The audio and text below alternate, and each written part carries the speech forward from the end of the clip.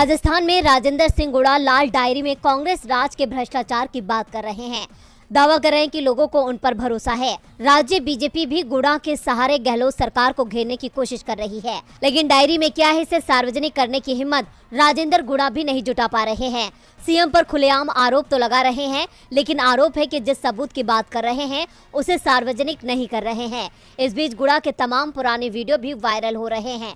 Video में गुड़ा दावा कर रहे हैं कि मैं एक बार फिर बीएसपी से टिकट ले आऊंगा। 2008 में विधायक बना, फिर पार्टी छोड़ी, मंत्री बना। कांग्रेस में दरी बिछाने का टाइम आया तो कांग्रेस छोड़ी, बीएसपी चला गया।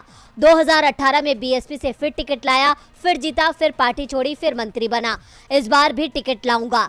दरअसल गुड़ा का इतिहास ही दल बदल कर रहा है। एक पार्टी से चुनाव जीतते हैं तो कुछ ही दिनों में दूसरी पार्टी में चले जाते हैं। वो उदयपुर वाटी सीट से 2008 और 2018 में बीएसपी से चुनाव जीते हैं और चुनाव जीतने के कुछ समय बाद ही कांग्रेस में आ गए। दोनों ही बार राज्य में कांग्रेस की सरकार बनी। अशोक गहलोत सीएम बने और गहलोत ने दोनों ही बार गुड़ा को अपनी सरकार में मंत्री भी बनाया, लेकिन एक साल से गुड़ा अपनी ही सरकार के खिलाफ बयानबाजी कर रहे थे। दरअसल वो सीएम गहलोत पर दबाव बनाकर मनचाहा मंत्रालय हासिल करने में जुटे हुए थे और जब उनकी मांग पूरी नहीं हुई तो उन्होंने अपनी ही सरकार के खिलाफ तीखे बयान देने शुरू कर दिए, जिसके बाद सीएम अशोक गहलोत ने उन्हें मंत्री पद से बर्खास्त कर दिया।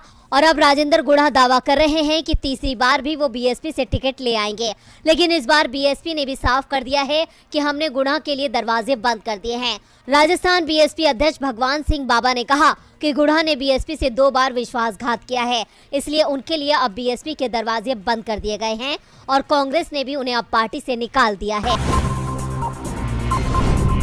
सुप्रीम कोर्ट ने आज वाराणसी की ज्ञानवापी मस्जिद में भारतीय पुरातत्व सर्वेक्षण यानी एएसआई के सर्वे को लेकर अहम बात कही।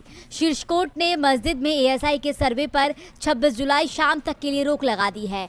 कोर्ट ने आदेश दिया है कि 26 जुलाई को शाम 5 बजे तक कोई सर्वे नहीं कराया जाएगा। सुप्रीम कोर्ट ने कहा कि इस दौरान अगर मस्जिद कमेटी चाहे तो वाराणसी कोर्ट के फैसले के खिलाफ हाई कोर्ट जा सकती है। वाराणसी की अदालत ने मस्जिद में एएसआई सर्वे का आदेश दिया था। सुप्रीम कोर्ट में 24 जुलाई को जब सुनवाई शुरू हुई उस वक्त एएसआई की टीम ज्ञानवापी में सर्वे कर रही थी। सुनवाई के दौरान सुप्रीम कोर्ट ने सवाल किया कि ज्ञानवापी मस्जिद में क्या हो रहा है। इस पर उत्तर प्रदेश सरकार की ओर से सुप्रीम कोर्ट में कहा गया कि ज्ञानवापी मस्जिद में खुदाई नहीं हो रही है। पहले सुप्रीम कोर्ट ने ज्ञानवापी मस्जिद में 1 सप्ताह तक खुदाई का काम नहीं कराने की बात कही। फोटोग्राफी और रडार इमेजिंग के जरिए सर्वे कराने की बात कही गई। एएसआई की ओर से कहा गया कि हम लोग केवल सर्वे का काम कर रहे हैं। अंजुमन कमेटी की तरफ से पेश हुए वरिष्ठ वकील हुजैफा अहमदी ने बेंच से कहा, शुक्रवार को सर्वे का आदेश दिया गया, हमें अपील का मौका नहीं मिला और सर्वे शुरू हो गया।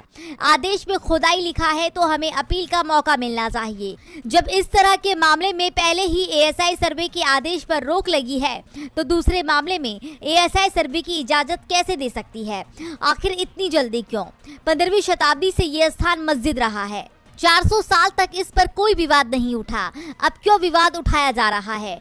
मुस्लिम पक्ष ने सर्वे में बहिष्कार का बचाव किया।